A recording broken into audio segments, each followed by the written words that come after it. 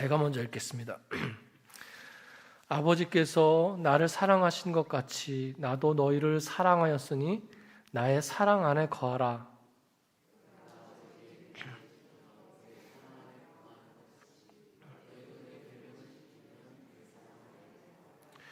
내가 이것을 너희에게 이름은 내 기쁨이 너희 안에 있어 너희 기쁨을 충만하게 하려 함이라.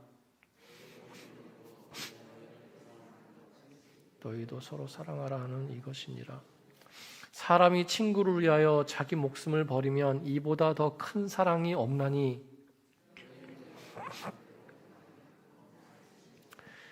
이제부터는 너희를 종이라 하지 아니하리니 종은 주인이 하는 것을 알지 못함이라. 너희를 친구라 하였노니 내가 내 아버지께 들은 것을 다 너희에게 알게 하였음이라.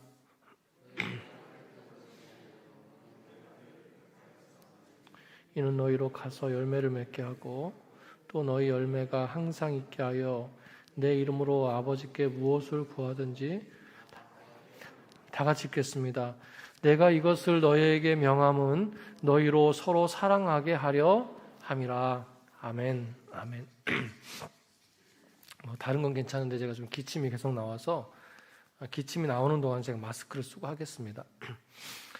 성령의 9가지 열매는요, 갈라디아서 5장 22절과 23절에서 나오는 내용입니다. 오직 성령의 열매는 사랑과 희락과 화평과 오래 참음과 자비와 양성과 충성과 온유와 절제니 이 같은 것을 금지할 법이 없느니라, 이렇게 말씀하고 있어요. 여러분, 우리가 먼저 알아야 될 것은요, 이 성령의 9가지 열매는 따로따로 나뉘어서 나타나지 않는다는 겁니다. 여러분 기억하신지는 모르겠어요. 예전에 팔복 설교를 할 때 팔복에 대해서도 그런 말씀을 드렸죠. 팔복은 8가지 모습이 따로따로 나타나는 게 아니라고 그랬습니다. 한 사람이 가지는 모습이다 그랬어요. 복 있는 사람 한 사람이 있는데 그 사람에게 8가지 특징이 나타난다 그랬습니다. 그런데 이 성령의 열매도 마찬가지예요. 사랑이 있는 사람이 따로 있고 희락이 있고 화평이 있는 사람이 따로 있는 게 아니라는 겁니다. 성령 충만한 사람이죠. 성령을 따라 사는 사람에게 나타나는 9가지 모습이에요. 그래서 한 사람에게 이 9가지 모습이 다 나타날 수 있다는 것입니다. 어떤 사람은 좀 더 두드러지는 부분이 있을 거예요. 그러나 그 모습만 있는 게 아니라 이 9가지 열매들이 골고루 나타난다는 겁니다. 그래서 말씀을 보면 열매를 단수로 썼어요. 복수로 쓰지 않아요. 열매들 이루지 않았습니다. 성령의 지배 아래 있을 때 이런 모습들이 하나로 나타나고 또 유기적으로 서로 연관돼서 나타난다, 이런 의미가 그 속에 들어있습니다. 그리고 또 하나의 특징이 있는데요, 성령의 열매는요 9가지지만 좀 특징이 있어요. 특징으로 3가지로 나눌 수 있습니다. 먼저 처음에 나타나는 3가지가 있죠. 사랑과 희락과 화평은 하나님에게로부터 유래된 성품이에요. 그리고 둘째는 뭡니까? 이 첫 번째 성품을 지닌 사람들이 다른 사람을 향해서 드러내는 그런 성품입니다. 오래 참음, 자비와 양선, 이런 성품을 말하는 거죠. 그리고 세 번째는요, 그렇게 성령의 인도하심을 받는 성도들에게 행동이 요구되는, 행동이 더 강조되는 성품입니다. 충성, 온유, 절제, 바로 이런 열매들이에요. 그리고 또 하나 자세히 그 특징들을 보면요, 이 성령의 열매 대부분은 그 대부분의 이제 개인적인, 성도들의 개인적인 내적인 삶도 그렇지만 자세히 들여다보면요, 공동체적인 삶과 연관이 있어요. 그러니까 성령의 역사는 개인의 영성과도 연관이 있지만 믿음의 공동체를 섬기는 그 목적과 더 깊은 관련이 있다는 겁니다. 그러니까 이런 걸 염두에 두고요, 우리가 이 말씀을 봐야 됩니다. 그래서 어떤 한 성품뿐만 아니라 이런 9가지 성령의 열매가 내 삶 속에 골고루 나타날 수 있도록 우리가 사모하면서 기도해야 될 줄로 믿습니다. 오늘 말씀에서는요, 이 성령의 9가지 열매 중에 사랑과 희락에 대해서 말씀을 나누려고 합니다. 여기서 나오는 사랑은요, 아카페 사랑을 의미합니다. 아카페. 절대적인 사랑이죠. 헌신적인 사랑을 말해요. 그 대표적인 모습이 바로 예수님께서 우리에게 보여주신 그 사랑입니다. 조건 없는 사랑을 말해요. 희락은요, 즐거움, 기쁨, 유쾌, 행복, 뭐 이런 뜻이에요. 쉽게 말하면, 한마디로 말하면 기뻐한다는 건데요. 이 기쁨은 어떤 세상적인 것에서 오는 기쁨이 아닙니다. 하나님께로부터 오는 기쁨이에요. 하나님께로부터 오는 내 영혼 깊은 곳에서 우러나오는 그런 기쁨을 희락이다, 이렇게 얘기합니다. 자, 그렇다면 오늘 말씀을 통해서 어떻게 하면 우리가 성령의 열매, 특별히 사랑의 열매를, 희락의 열매를 가질 수 있는가? 우리가 성령 충만하면 물론 그런 사랑의 열매가 나타나게 되어 있는데요. 오늘 말씀을 통해서 좀 더 구체적으로 내가 어떻게 해야 되겠는가, 어떻게 사는 것인가, 그 말씀을 나누려고 합니다. 결론부터 말씀을 드리면요, 우리가 예수님처럼 살아야 됩니다. 예수님처럼 사랑하면서 살아야 됩니다. 오늘 말씀은요, 예수님께서 포도나무의 비유를 드신 그 내용 중에 나오는 말씀이에요. 제가 주일날 조금 말씀을 드렸어요. 이어서 말씀을 드리는 겁니다. 예수님께서 포도나무의 비유를 통해서 우리의 열매 맺는 삶에 대해서 말씀하셨어요. 그래서 내 안에 거하라 그러셨습니다. 내 안에 거하면 열매를 많이 맺을 수 있다라고 하셨어요. 그러면서 그렇게 내 안에 거하는 것은 뭐라고 그랬습니까? 그 말씀 안에 거하는 것과 같다 그랬어요. 자, 그런데 오늘 말씀을 보니까, 이어지는 말씀을 보니까 그렇게 주님 안에 거하는 것을 또 어떻게 표현하고 있습니까? 나의 사랑 안에 거하라, 이렇게 얘기하고 있어요. 주님 안에 거하는 것과 주님의 사랑 안에 거하는 것과 같다는 거예요. 예수님께서는요, 아버지 하나님과 자신과의 관계를 비교하면서 설명하십니다. 아버지가 나를 사랑한 것처럼 나도 너희를 사랑한다라는 거예요. 그러면서 그렇게 내가 너희를 사랑한 것처럼 너희도 서로 사랑하라, 이렇게 말씀하십니다. 그러니까 이 말씀은요, 예수님처럼 사랑하면서 살라는 거예요. 여러분, 하나님께서 예수님을 어떤 방법으로 사랑하셨습니까? 하나밖에 없는 독생자 아들에게 대속사역을 맡기셨어요. 그 모든 걸 감당하는 그 방법을 통해서 사랑을 표현하셨습니다. 그럼 예수님은 어떻게 사랑하셨어요? 나도 너희를 사랑했다라고 할 때 우리를 어떤 방법으로 사랑하셨습니까? 그 속죄사역에 순종하는 모습으로, 다시 말하면 하나님의 뜻에 순종해서 십자가에 못 박혀 죽으시는 것으로 우리에 대한 사랑을 표현하셨어요. 자, 그렇다면 이어서 말씀하시는 우리가 다른 사람을 사랑하는 그 사랑은 어떤 식으로 나타나야 된다는 겁니까? 독생자를 우리에게 내어주신 것 같은 사랑으로, 또 자신의 몸을 기꺼이 순종해서 십자가에 내놓으신 것 같은 사랑으로 사랑해야 된다는 거예요. 아버지가 나를 사랑했다라고 하는 그 사랑과 나도 너희를 사랑했다고 하는 그 사랑과 내가 사랑한 것처럼 너희도 사랑하라고 하는 그 사랑, 이 3번 반복되는 사랑은요, 단어가 똑같아요. 똑같은 비중의 표현이라는 것입니다. 그 사랑의 크기와 무게가 똑같다는 거예요. 여러분, 그래서 우리가 이 말씀을 대할 때마다 먼저는요, 그렇게 나를 사랑하신 게 너무너무 감사해요. 그죠? 너무너무 감사해요. 그게 먼저 옵니다. 근데 그 뒤에 그 비중으로 사랑하시라고 하시는 말씀이 참 부담스러워요. 그렇지 않습니까? 과연 내가 그 단어, 그 비중으로 사랑하면서 살 수 있을까? 내가 그렇게 살지 못하고 있는 것 같은데 어떻게 하면 그렇게 살 수 있을까? 살 수 있는 능력이 있을까? 이런 부담감이 팍팍 다가온다는 겁니다.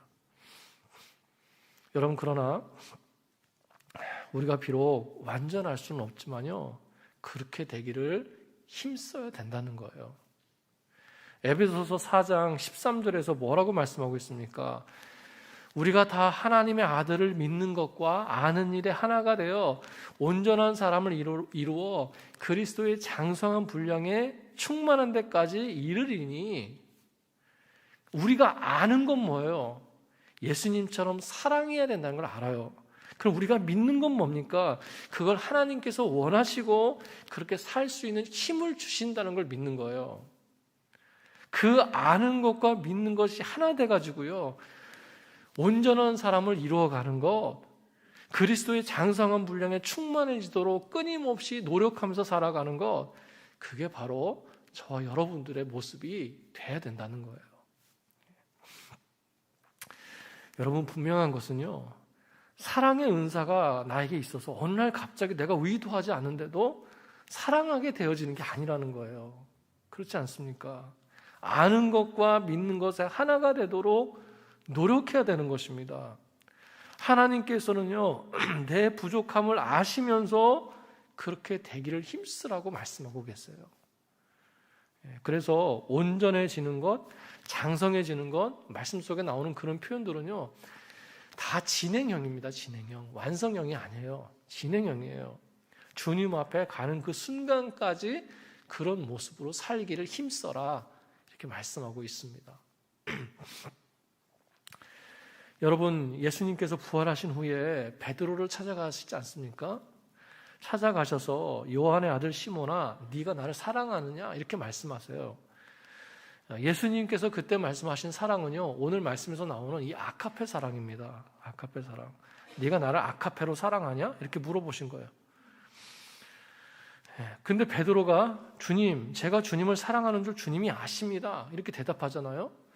그런데 베드로가 대답한 그 사랑은 어떤 사랑이었습니까? 필레오의 사랑이었어요. 필레오라는 단어를 씁니다. 필레오라는 사랑은요, 친구 간의 우정, 형제의 이 정도의 사랑을 얘기하는 거예요. 왜 그랬겠어요? 베드로는요, 그렇게 예수님을 사랑하지 못했고 그렇게 할 수 없다는 걸 알았습니다. 우리와 똑같은 심정인 거예요. 그렇게 가장 먼저 예수님을 사랑한다고 다른 사람은 다 버려도 나는 안 버리겠다고 그렇게 자신만만했지만 결국은 예수님을 부인했잖아요. 그런 면목으로 어떻게 아카페로 사랑합니다, 이렇게 얘기할 수 있겠습니까? 우리하고 똑같아요. 예수님이 그래서 또 물어보시죠. 네가 이 사람들보다 나를 더 사랑하냐? 역시 아카페 사랑을 물어봅니다. 그런데 베드로는 뭡니까? 베드로는 내가 주님을 사랑합니다. 그런데 역시 필레오의 사랑으로 고백해요. 그 속에는 어떤 의미가 들어있는 거냐면요, 나의 최선은, 내가 할 수 있는 사랑은 필레오 사랑입니다. 예수님, 제가 아무리 생각해봐도요, 저는 아카페 사랑을 드릴 수가 없어요. 제가 할 수 있는 건 필레오 사랑입니다.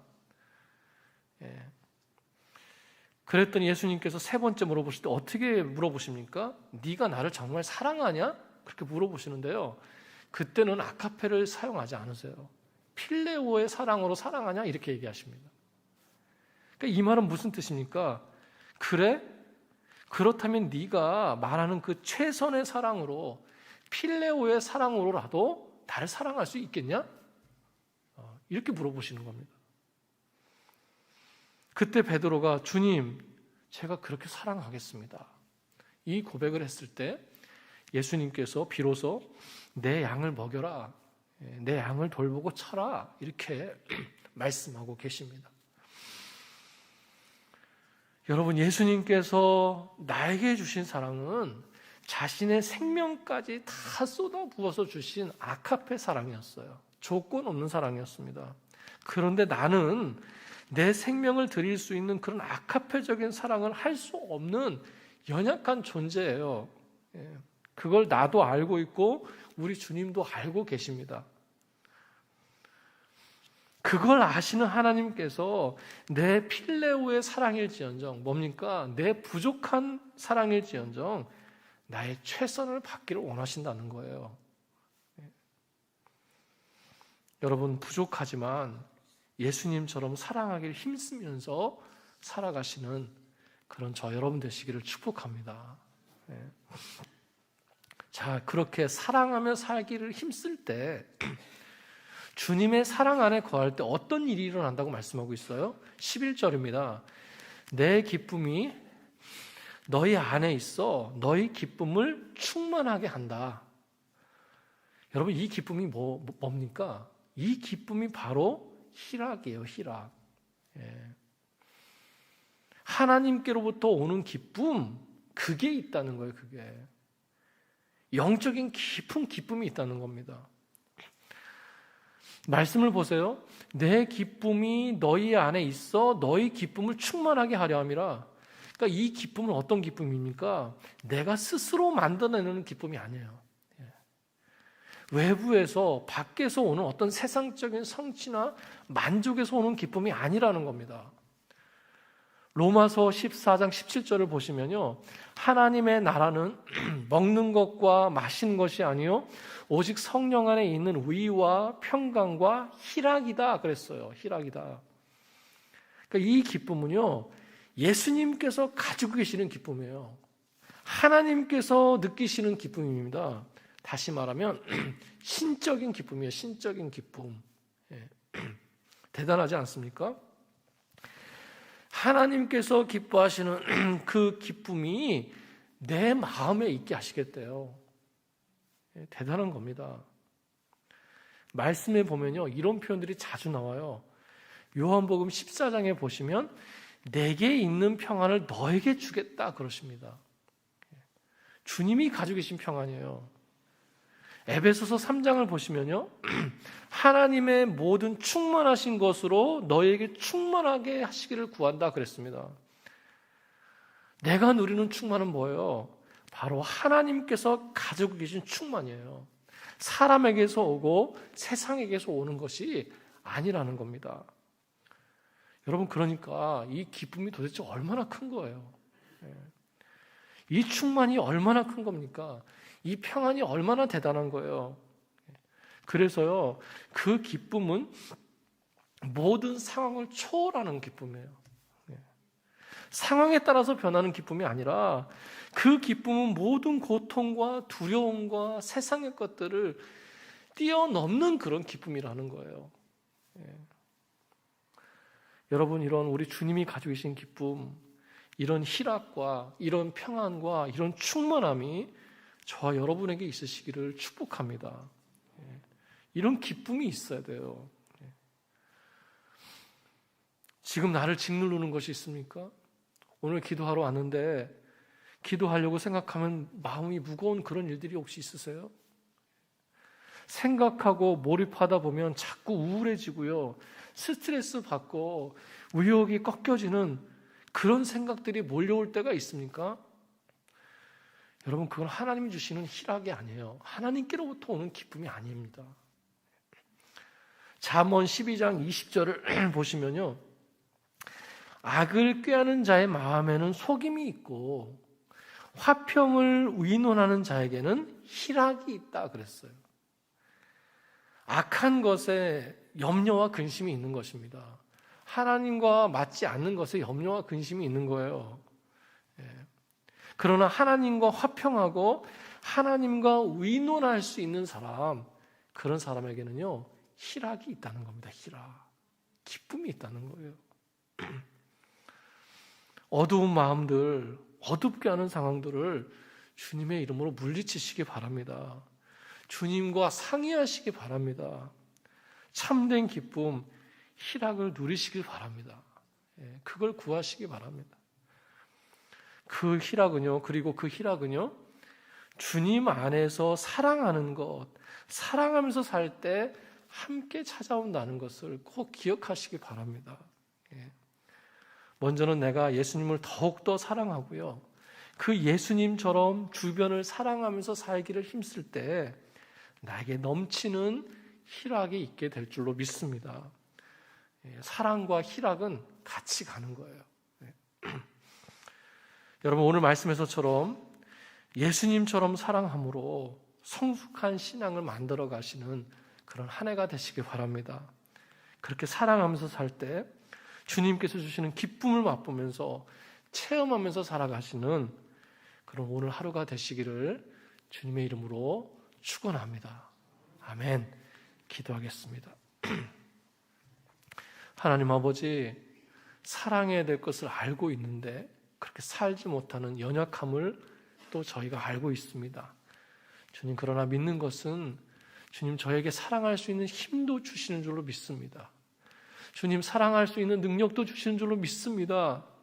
주님, 그렇게 사랑하며 살 때 세상이 주지 못하는 그 희락, 그 참된 기쁨을 맛보며 살아가는 하나님의 자녀들 되게 하여 주시옵소서. 올 한 해 사랑하지 못했던 것 더욱더 사랑하기를 힘쓰는 한 해가 되게 하시고, 하나님의 기쁨을 순간순간 맛보며 채워지며 살아가는 그런 한 해가 되게 하여 주시옵소서. 이 시간 그것을 구할 때 하나님 응답하시고 성령님 저희의 심령과 삶을 채워 주시옵소서. 간절히 바라고 원하며 예수님의 이름으로 기도드렸습니다. 아멘.